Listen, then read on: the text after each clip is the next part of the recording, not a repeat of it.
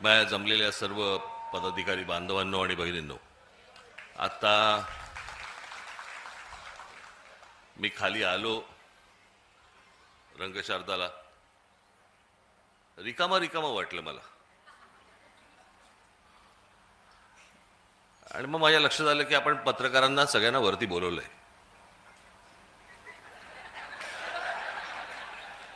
खाली कोणीच नव्हतं.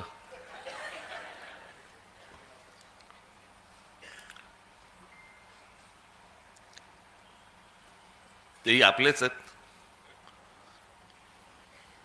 पण मला कळत नाही. मी आज पण त्यांना विचारलं, मी माझ्या घराच्या बाहेर उभे असतात रोज. माझी गाडी बाहेर जाताना आणि गाडी परत घरामध्ये येताना सारखं शूट करतात. मी म्हटलं, अरे रोज एकच गाडी शूट करून करून कंटाळा कसा येत नाही तुम्हाला?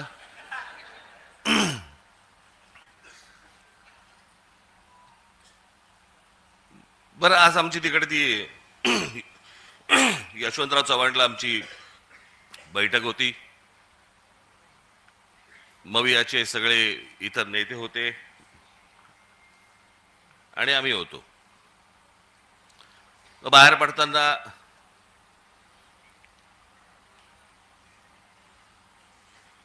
मी आणि उद्धव बाहेर पडलो.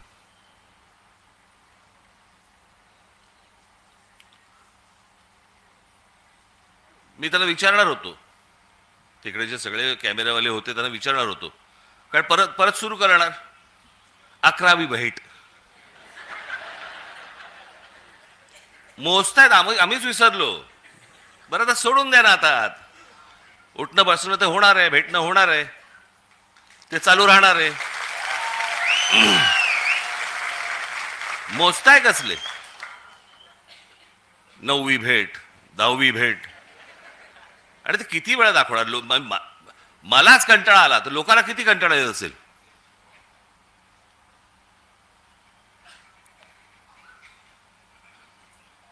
आज मी तुमच्या समोर जो आलोय, आजपर्यंत आपले अनेक कार्यक्रम झाले, अनेक शिबिरं झाली, मेळावे झाले, वर्धापन दिन होतात,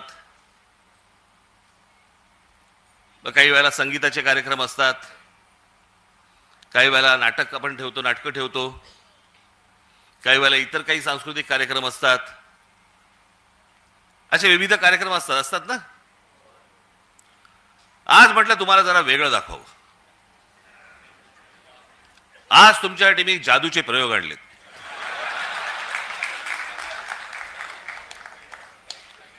मी म्हटलं जरा जादूचे प्रयोग वगैरे जरा बघायला तुम्हाला पण मजा येईल.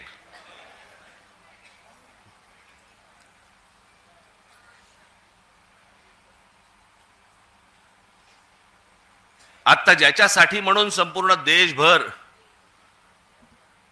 जी प्रत्येक राजकीय पक्षाच्या मनात आणि प्रत्येक मतदाराच्या मनात जी शंका निर्माण झालेली आहे या देशाच्या निवडणुकांबद्दलची, त्याची एक गोष्ट तर तुम्ही सुरू केलेलीच आहे, दुबार मतदार याद्यांची.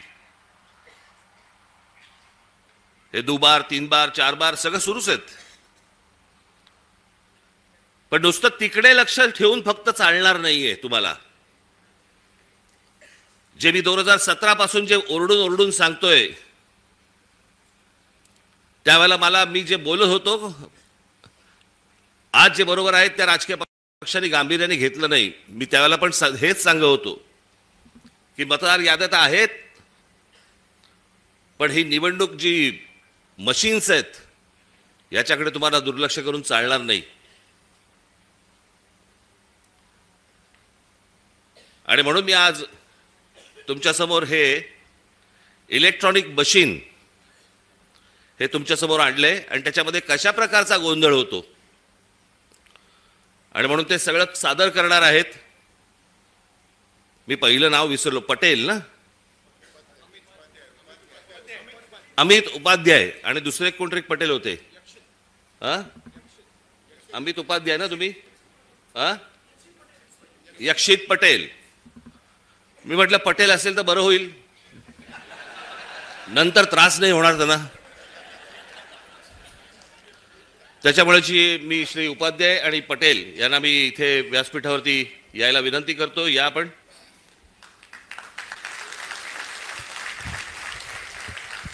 आणि आज संपूर्ण महाराष्ट्राचा सर्व पत्रकार मीडिया इथे आहे.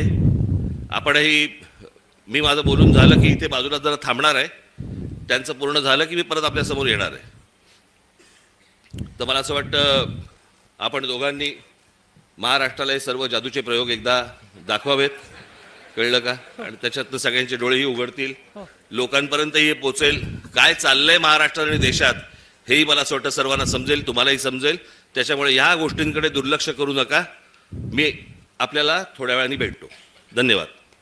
सुरू कर. आवाज येते? आवाज येते का?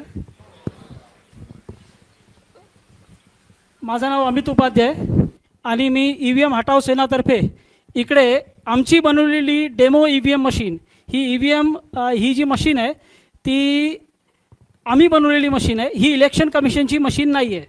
तर या डेमो मशीनमध्ये आम्ही इलेक्ट्रॉनिक आणि पेपर वोट दोघांची इकडे चोरी कशी होऊ शकते ते करून दाखवणार आहे. तर आम्ही हे कुठे क्लेम नाही करत आहे की अशी चोरी तिकडे झाली तशी झाली. आम्ही हे म्हणतो आहे का जर असा हा प्रोग्राम जे आम्ही याच्यामध्ये चोरीचा प्रोग्राम टाकला आहे, जर तो इलेक्शन कमिशनच्या मशीनमध्ये आहे तर तिकडे पण चोरी होऊ शकते.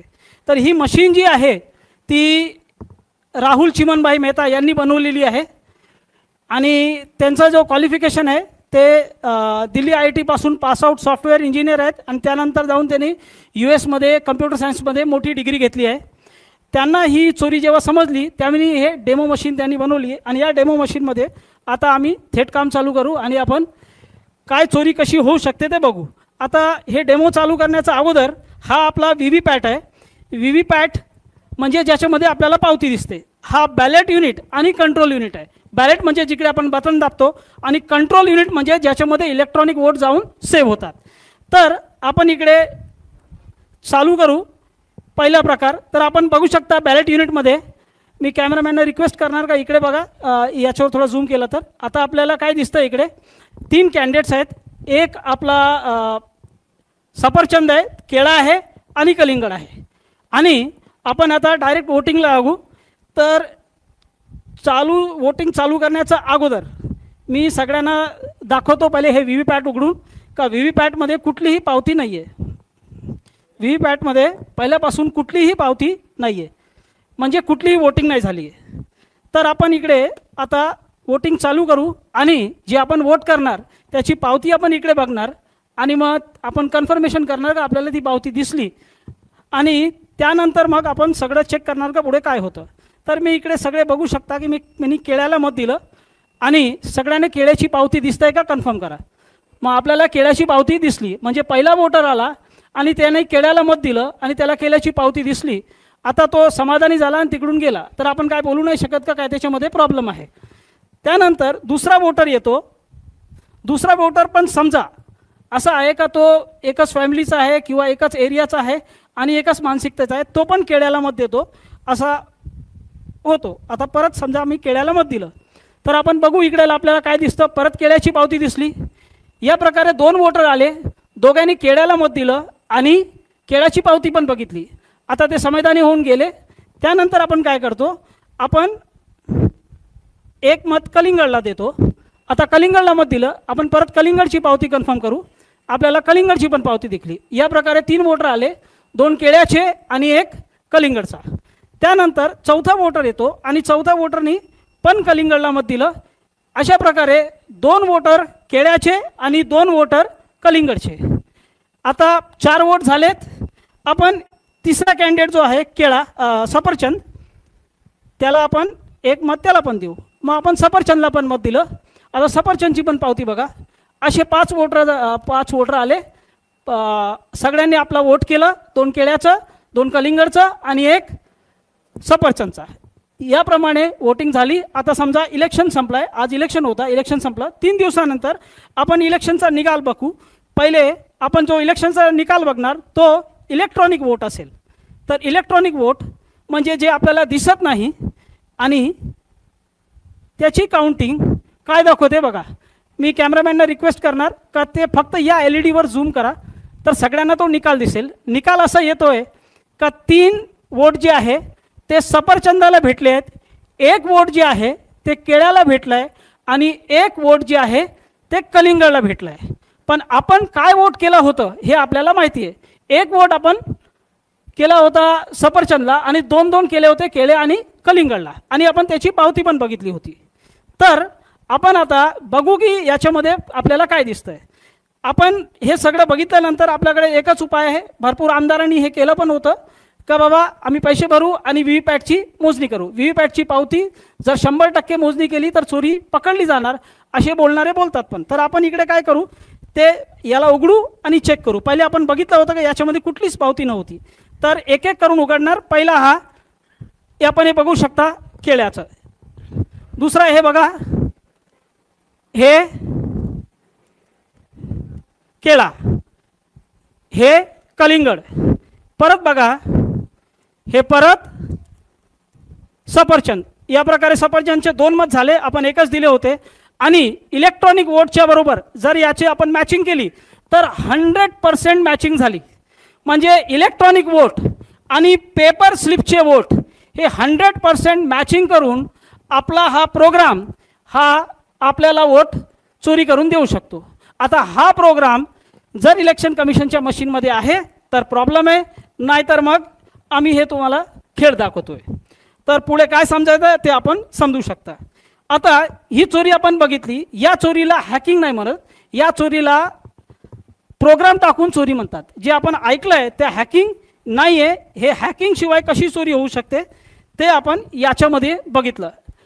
तर ही चोरी जे झाली ती कशी झाली हे आपण परत समजण्यासाठी परत इकडे वोटिंग स्टार्ट करू आणि बघणार का आपल्याला काय दिसतंय. पहिले आपण बघून घ्या आतापर्यंत कुठली वोटिंग नाही झाली आहे. तर इकडे आपला प्लीज डू वोटिंग म्हणजे 0 वोट. आणि आता हे आपण व्हीव्हीपॅट पण बघतो, याच्यामध्ये पण पावती नाही आहे. तर ही जी चोरी झाली त्याला समजण्यासाठी आपल्याला थोडासा हे व्हीव्हीपॅटचं माहिती पाहिजे. तर आपल्याला ब्लॅक क्लासची जर स्लाईड्स आली तर बरं होईल. हे या व्हीव्हीपॅटमध्ये 2017च्या जवळ असा काळा काच लावला गेला होता. अगोदर जो व्हीव्हीपॅट होता त्याच्यामध्ये काळा काच नव्हता. आता हे काळा काच लावल्यानंतर काय गोळ होऊ शकतो हे आपण समजण्याचा प्रयत्न करू. आता मी हा काळा काच काढलाय, काळा काच काढून बाहेर ठेवलाय आणि परत 30 वोटिंग आपण करत बघू. तर परत मी तशीच वोटिंग करतोय आणि आपण बघू शकता की केळ्याची पावती आली, लाईट पेटली, आपल्याला व्यवस्थित केळ्याची पावती दिसते. जेव्हापर्यंत लाईट आहे ती पावती दिसणार.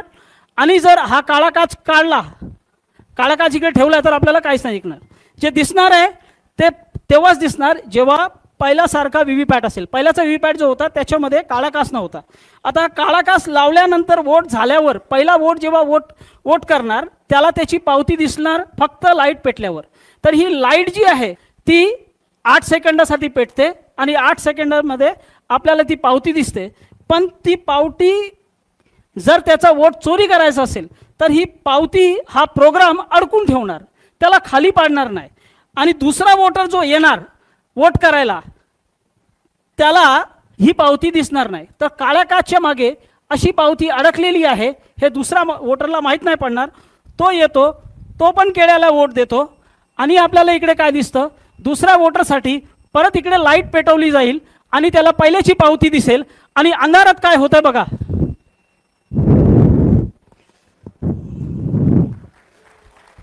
अंधारात काय होत आहे का त्यांनी सफरचंद मारला. मग हा जो कॉम्बिनेशन आहे चोरीचा त्या कॉम्बिनेशनसाठी हा काळा काच पाहिजे. लाईटची अवधी पहिले 15 सेकंड होती, त्याला 2017च्या वेळी कधीतरी 8 सेकंड केली गेली आणि हा काळा काच लावला. आणि त्या 8 सेकंडमध्ये तुम्हाला जी पावती दिसते ती पहिल्याची पावती आहे, तुमच्या अगोदरची वोटरची पावती आहे का तुमची पावती आहे ते माहीत नाही पडणार जर या काळा काचचा उपयोग केला गेला आणि जर असा चोरीचा प्रोग्राम टाकला गेला आहे ईव्हीएम मशीनमध्ये. तर आमच्या मशीनमध्ये असा चोरीचा प्रोग्राम टाकला गेला आहे. आता आपण हे परत एकदा करून बघू.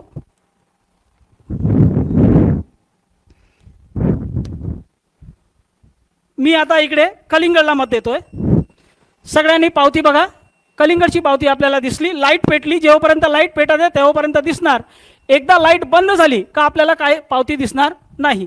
पण इकडे बघा प्रोग्रामला मत चोरी करायचं आहे म्हणून त्यांनी काय केलं आहे, पावती अडकून ठेवली आहे. आता इकडे अडकलेली ही पावती जी आहे ते काळ्या काचच्या मागे दुसरा वोटरला दिसणार नाही. आता दुसरा वोटर येतो आणि समजा त्यांनी कलिंगडला मत केलं. आता कलिंगडला मत केल्यावर काय दिसतंय, त्याला पहिल्याची पावती दिसते, काळ्या काचच्या मागे व्यवस्थित पावती दिसेल. अंधार झाला, एकदा अंधार झाल्यावर बघा तो काय करतो. तर हा काळा काच जो प्रोग्राम आहे तो प्रोग्राम वोट चोरी करणार आणि हा जो काळा काच आहे ती चोरी लपवणार. पहिल्याची जी मशीन होती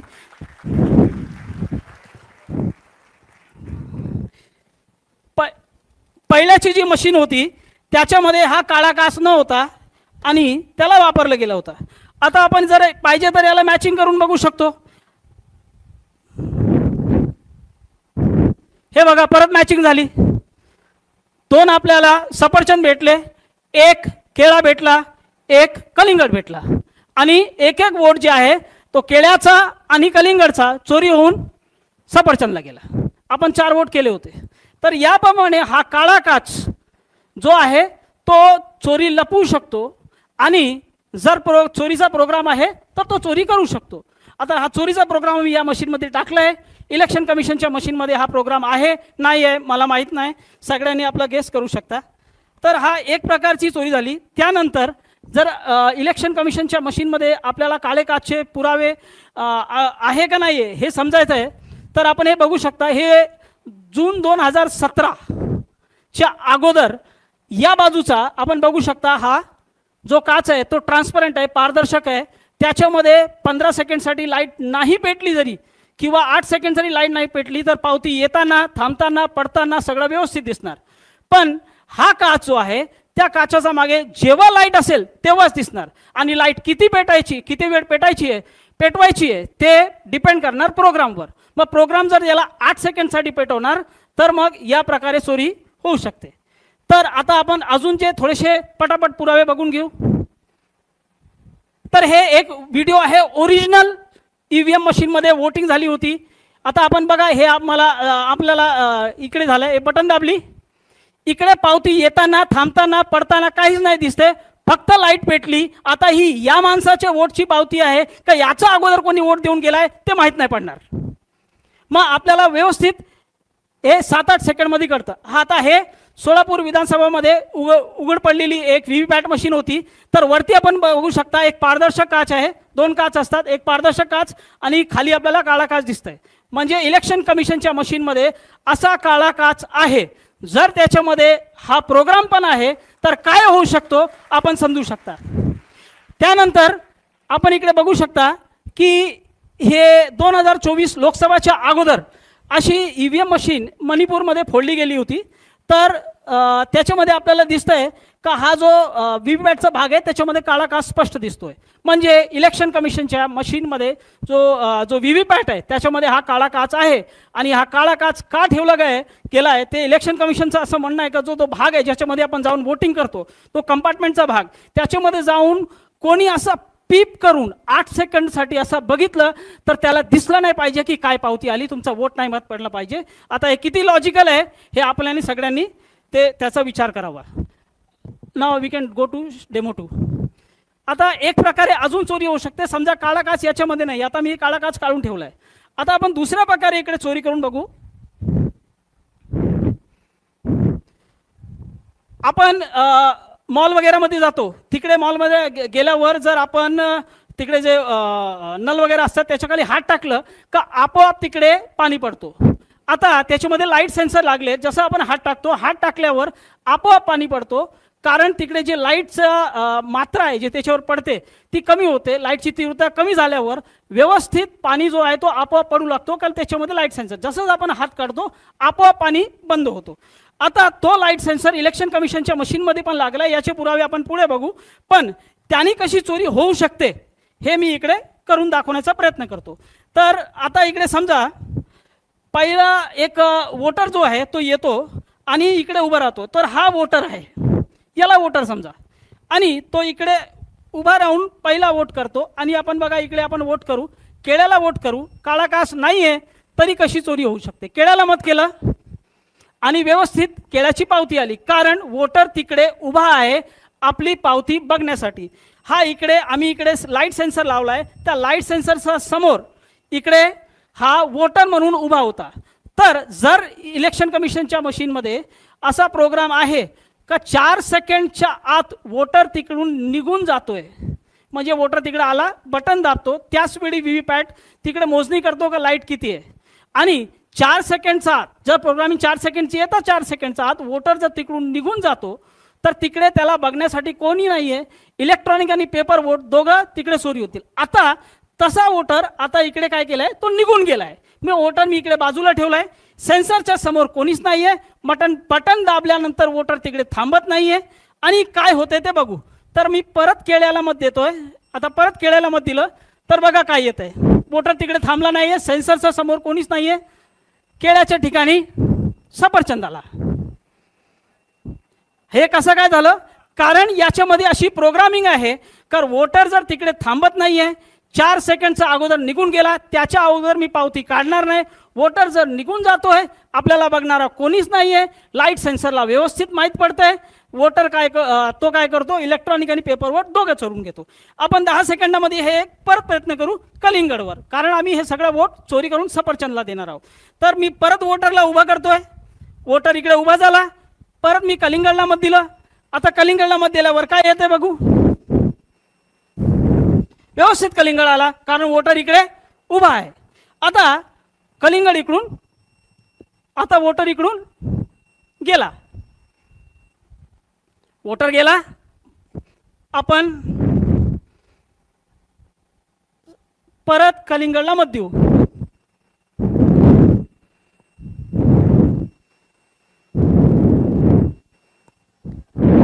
सफरचंद. तर हा प्रोग्राम चोरीचा आहे, पण त्या प्रोग्रामला जी मदत पाहिजे तर याच्यामध्ये लागलेला लाईट सेन्सरची पाहिजे. पण इलेक्शन कमिशनचा जो व्हीव्हीपॅट आहे त्याच्यामध्ये लाईट सेन्सर आहे का? आम्ही चोरी दाखवण्यासाठी उगीच बोंबा मारतो आणि याच्यामध्ये सेन्सर लावला आहे. पण इलेक्शन कमिशनच्या मशीनमध्ये सेन्सर आहेत, याचे पुरावे आपण बघू. हे इलेक्शन कमिशनचा स्वतःचा मॅन्युअल आहे, त्यांनी आपल्या हातातून लिहिलेला मॅन्युअल आहे. त्याच्यामध्ये हे जे रेड मार्क केलं, रेड बॉक्स बनवले, त्या रेड बॉक्समध्ये असं लिहिलं आहे का ट्रेनिंग देताना जे प्रशिक्षण घ्यायला येतात इलेक्शनच्या अगोदर सरकारी कर्मचारी, त्याशिवाय जे वोटर्स आहेत त्यांची पण ट्रेनिंग होते. हे सगळे करताना हा जो बॉक्स आहे, ही जो व्हीव्हीपॅट आहे त्याच्यावर लक्ष द्यायचं आहे का त्याच्यावर डायरेक्ट हॅलोजन लाईट किंवा सूर्याचा प्रकाश नाही पडला पाहिजे. जर तसा लाईट त्याच्यामध्ये पडला तर हा एरर मोडमध्ये जाऊन बंद होईल, असं याच्यामध्ये स्पष्ट लिहिलं आहे. तर एक निर्जीव वस्तूला कसं माहीत पडणार का बाबा माझ्यावर लाईट पडते? आपल्याला आपण जे आहेत आपल्याला माहीत पडू शकतो, आपण सजीव आहे, पण तो निर्जीव आहे. तर त्याच्यामध्ये लाईट सेन्सर लागला आहे, तेव्हाच त्याला माहीत पडणार का त्याच्यावर लाईट पडते, आणि त्याप्रमाणेच तो आपोआप एरर मोडमध्ये जाऊन बंद होईल, तो लाईटला घाबरतो. आता आपण अजून थोडेसे पुरावे बघू. हा इलेक्शन कमिशनचा जो मॅन्युअल होता त्याचे पुरावे घेतले. आता ही न्यूज आहे टाइम्स ऑफ इंडियाची, लाईट सेन्सिटिव्ह व्हीव्हीपॅट्स, म्हणजे लाईटला ते काय आहे, संवेदनशील आहे. आता लाईटला संवेदनशील कसा काय झाला बाबा व्हीव्हीपॅट, निर्जीव वस्तू, त्याच्यामध्ये काहीतरी तुम्ही असं टाकलं असेल, आणि जे टाकलेलं गोष्ट असते ती दुसरी काहीच नसून फक्त आपला लाईट सेन्सर आहे. तर लाईट सेन्सर त्याच्यामध्ये आहे, आणि लाईट सेन्सर जर आहे नाही ते तर नक्की एक आहे, पण जर चोरीचा प्रोग्राम पण त्याच्यासोबत आहे तर अशा प्रकारे ही चोरी होऊ शकते. हे 2 प्रकार झाले. त्याशिवाय अजून प्रकार शक्य आहे, पण त्याचा डेमो आम्ही दाखवू शकत नाही, आणि त्याचे जे हार्डवेअर जर त्याच्यामध्ये असतील तर अजून प्रकारे चोरी होऊ शकते. तर ते आपण आता काय त्याच्यावर बोलत नाही.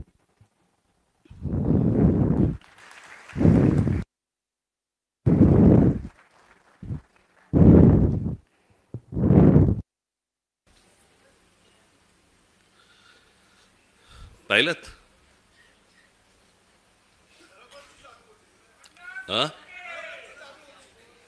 काय?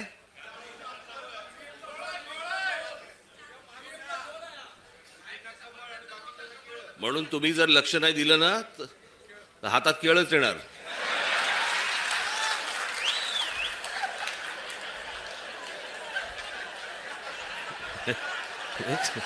एक सांगितलं तुम्हाला,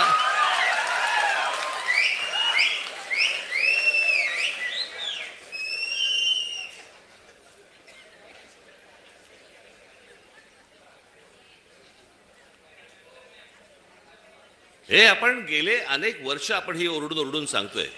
मी मागे पण आता आपलं ज्याला शिबिर झालं त्यावेळेला पण मी म्हटलं, लोक आपल्याला सांगतायत की राज ठाकरेंच्या सभांना गर्दी होते पण मतांमध्ये ते येत नाही. कारण हे जे गेल्या 10-12 वर्षात जे सुरू झालंय, लोक आपल्याला मतदान करतायत,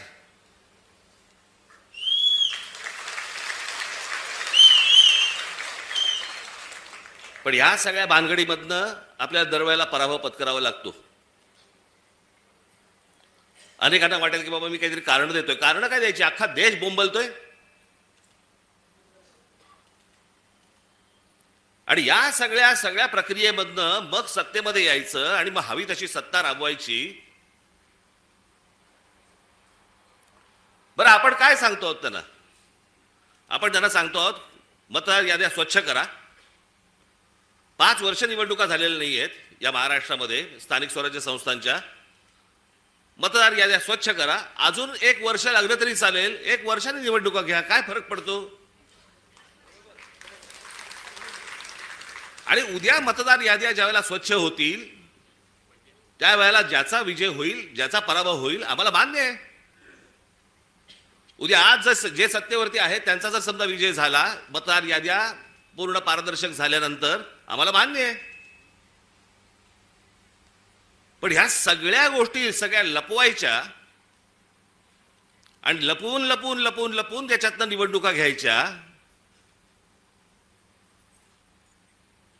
मॅच तर फिक्स आहे. भाई, ज्या वेळेला मॅच फिक्सिंग आपल्या क्रिकेटमध्ये ज्यावेळेला झालं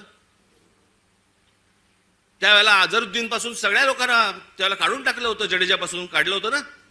इथे कोणालाच काढत नाहीत.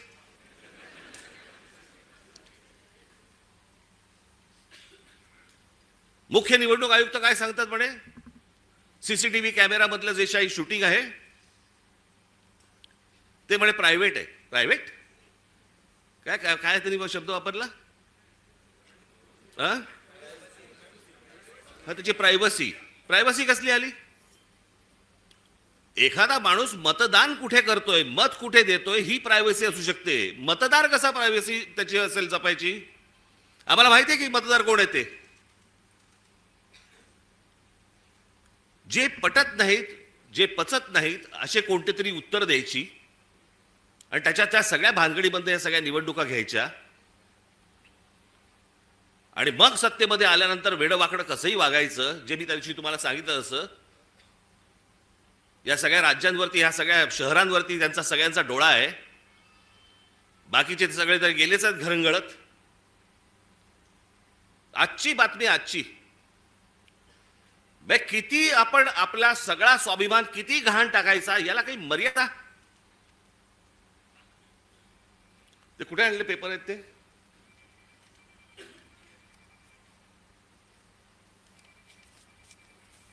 म्हणजे हा मनात ह्यांचा विचार येतो कसा? ही आजची टाइम्स ऑफ इंडियाची बातमी आहे, इंडियन एक्सप्रेसची बातमी आहे आणि मला असं वाटतं ती कुठचा दुसरा वर्तमानपत्र, दिव्य मराठी. बाकीच्या वर्तमानपत्रामध्ये मी शोधत होतो पण त्याचा GR देखील आलाय. आणि हे एकनाथ शिंदेचं खातं. काय करतायत हे जर ऐकाल ना, नाही तुमची तळपायाची आग मस्तकात गेली तर सांगा मला.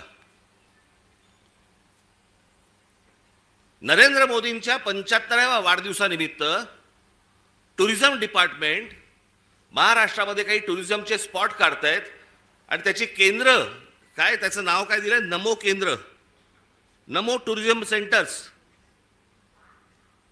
ही नमो टुरिझम सेंटर्स कुठे काढतायत? शिवनेरीवर, रायगडावर, राजगडावर. जिथे फक्त आमच्या महाराजांचं नाव असलं पाहिजे, इथे हे टुरिझमचे आता सेंटर्स काढायला निघालेत. मी आत्ता सांगतोय, सत्ता असो नसो, वर नाही, खाली नाही, आजूबाजूला नाही, कुठेही नाही.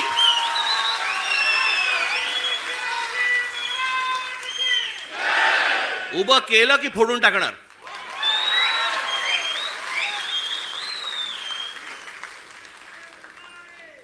मला स्वतःला मुख्यमंत्री करा म्हणून किती लाचारी करायची.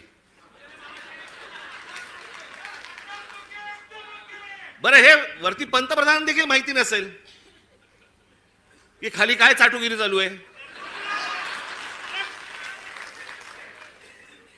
इथपर्यंत हे कशात येतं? ही सत्ता डोक्यात गेली ना की आम्ही वाटेल ते करू. शिवाजी महाराजांचे गडकिल्ले असू देत, तर काही असू देत, मला मुख्यमंत्रीपद मिळालं पाहिजे, मला सत्ता मिळाली पाहिजे, मला जे समोर दिसेल ते मला मिळालं पाहिजे. याच्यासाठी ज्यांना ज्यांना काही मला खुश करता येईल ते मला खुश करावं लागेल. मुंबईमधल्या जागा द्यायच्या आहेत, अडाणलेला देऊन टाका, तो बोट ठेवेल तिकडे जागा देत आहेत.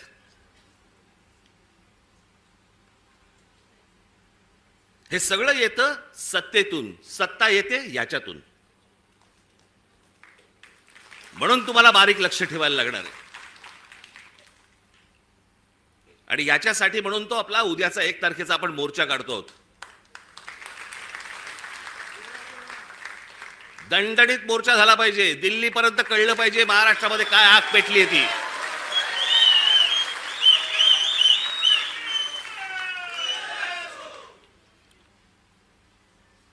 शिवाजी पार्क सारखी ती परिस्थिती नाहीये तिकडची. त्याच्यामुळे तिकडे बसेस बिसेस किती तिकडे जाऊ शकतात वगैरे मला माहिती नाहीये.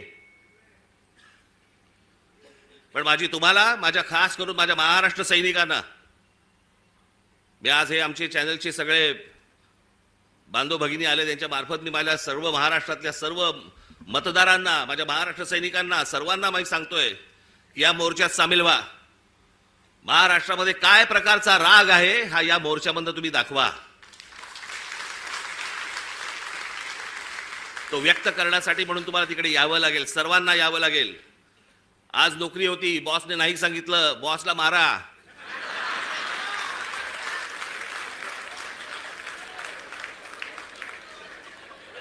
शनिवार पुरता 1 मत त्याच्या गालावर द्या आणि मला असं वाटतं तुमचा बॉस पण मतदारच असेल, त्यालाही घेऊन या. पण हे जे चाललंय हे या महाराष्ट्रातल्या, या देशातल्या प्रामाणिक मतदाराचा अपमान सुरू आहे. तो मतदार उन्हातानामध्ये रांगेमध्ये उभा राहतोय, त्यांना ज्याला हवंय त्याला तो मतदान करतोय. पण येणारे जर समजा रिझल्ट समजा विचित्र लागणार असतील तर मला असं वाटतं की त्याच्या तो मताचा अपमान आहे. हे सगळं सुधारलं पाहिजे, हे सगळं नीट झालं पाहिजे. या देशातल्या निवडणुका पारदर्शक पद्धतीने झाल्या पाहिजेत. उद्या जय कोणाचा पराजय कोणाचा आहे ते निवडणुकीनंतर बघता येईल, पण निवडणुका तरी पारदर्शक झाल्या पाहिजेत. अहो, हे मशीन्स तर कुठेच नाही जगात. अमेरिकेसारख्या देशामध्ये, सगळ्या पुढारलेल्या देशांमध्ये आजही तिथे बॅलेट पेपरवरती सगळे मतदान होतात. 3-4 देश आहेत जिकडे वोटिंग मशीन वापरलं जातं, तेही कुठे? आफ्रिकेत. पण जेवढे म्हणून पुढारलेले देश या जगामध्ये आहेत त्या सगळ्या ठिकाणी बॅलेट पेपर वापरला जातो. बरं, हे मी एकटा नाही बोलत आहे, हे पंतप्रधान नरेंद्र मोदी देखील बोललेत. त्यांचाही एक व्हिडिओ माझ्याकडे आहे, माझ्याकडे खूप आहेत.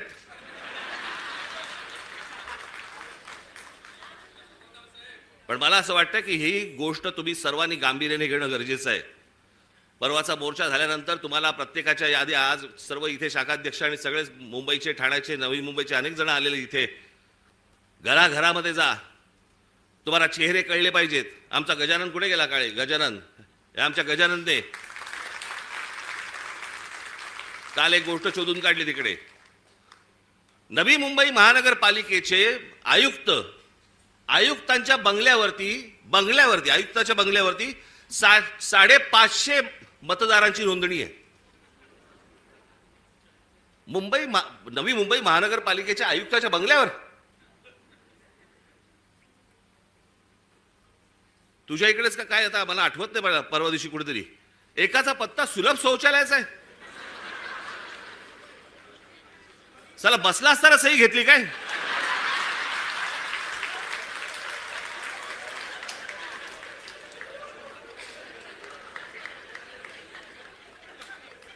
काहीही सुरू आहे. आणि मला असं वाटतं हा काही पोरखेळ नाहीये.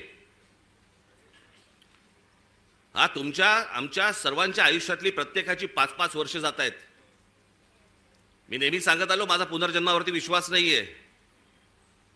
या जन्मामध्ये ज्या काही गोष्टी आहेत तुमच्या, या महाराष्ट्राचं भलं झालं पाहिजे, या महाराष्ट्राचं काही चांगलं झालं पाहिजे, याच्यासाठी म्हणून मी स्वप्न पाहतोय, तुम्ही स्वप्न पाहतात. आणि त्या स्वप्नांची जर राख रांगोळी जर समजा ही मशीन्स करणार असतील, काय उपयोग आहे निवडणुकांना? आणि म्हणून मला तुम्हाला फक्त सांगायचं आहे की परवाच्या मोर्चाला तर दणदणीतपणे तुम्ही याच, पण त्याच्यानंतर घराघरामध्ये जाऊन तुम्हाला चेहरे कळले पाहिजेत, कोण मतदार आहेत, कोण उतरतायत, कोण जात आहेत. हे प्रत्येक ठिकाणी जे सगळे दुबार बिबार भरलेत, हे सगळे नष्ट केले पाहिजेत. आणि अत्यंत चांगल्या पद्धतीने या महाराष्ट्रामध्ये निवडणुका झाल्या पाहिजेत. बाकीच्या ज्या काही कायदेशीर ज्या काही गोष्टी करायच्या आहेत त्या चालू आहेत, ते करणं सुरूच आहे. तुम्हाला 1 तारखेला अनेक गोष्टी समजतीलच काय काय पुढे सुरू आहे ते. आणि टप्प्याटप्प्याने आपल्याला पुढे जायला लागेल. ही एक खूप मोठी लढाई आहे. ही आपल्याला सर्वांना एकत्र लढावी लागेल, महाराष्ट्राला लढावी लागेल. प्रत्येक वेळेला महाराष्ट्रानेच पहिलं पाऊल पुढे टाकलेलं आहे. यावेळेला देखील पहिलं पाऊल महाराष्ट्रच टाकेल. आणि म्हणून तुम्ही सर्वजण मोठ्या संख्येने येत्या 1 तारखेला आपण दणदणीत पद्धतीने सर्वजण तिथे हजर राहाल अशी एक आशा अपेक्षा बाळगतो. मग अशी म्हटल्याप्रमाणे तिकडे बसेस बिसेस सगळं किती होऊ शकणार आहे मला माहिती नाही आहे, कारण शक्य नाही होणार. त्याच्यामुळे मी स्वतः लोकलने येणार आहे.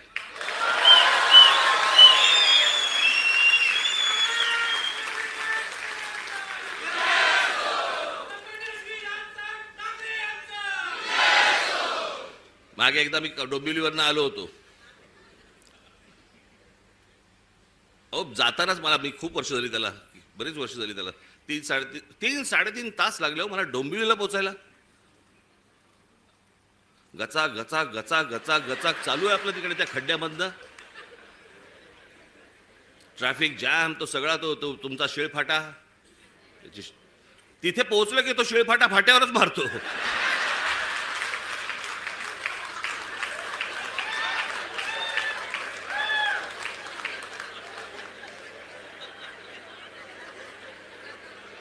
मग मी तिथनं येताना विचार केला, म्हटलं नाही आपण जरा ट्रेनने जाऊ आता परत. बाबा माझी काय परत आता तयारी इच्छा नाही. म्हटलं गेलो तिकडे. मग आमचे हे सगळे पत्रकार बांधव, एक गर्दी तिकडे. बरं तोपर्यंत त्यांना माहीत नव्हतं मी रेल्वेने प्रवास ह्याच्या अगोदर केलाय तो. मी जवळपास 2 वर्ष मी जेजे स्कूल ऑफ आर्टला जाताना मी हार्बरने जायचो. त्याच्यामुळे डबे कुठचे येतात वगैरे मला नीट माहिती होतं.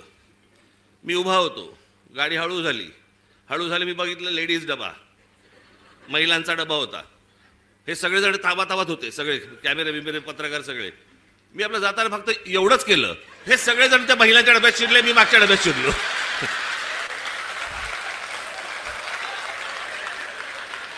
मी काहीच नाही केलं, मी फक्त एवढंच केलं ना. हे सगळेजण त्या डब्यामध्ये शिरले, मी पुढच्या डब्यामध्ये. आणि मग त्या जाळ्या होत्या, जाळ्यांमधनं शूट करत बसले मला सगळे.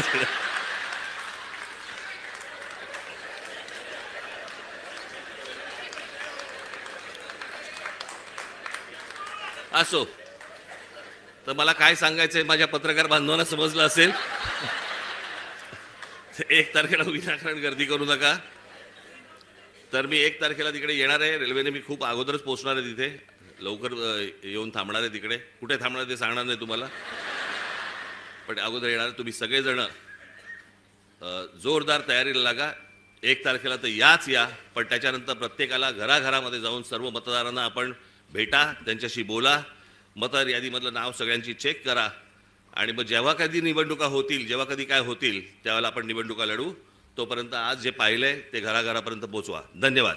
जय हिंद, जय महाराष्ट्र.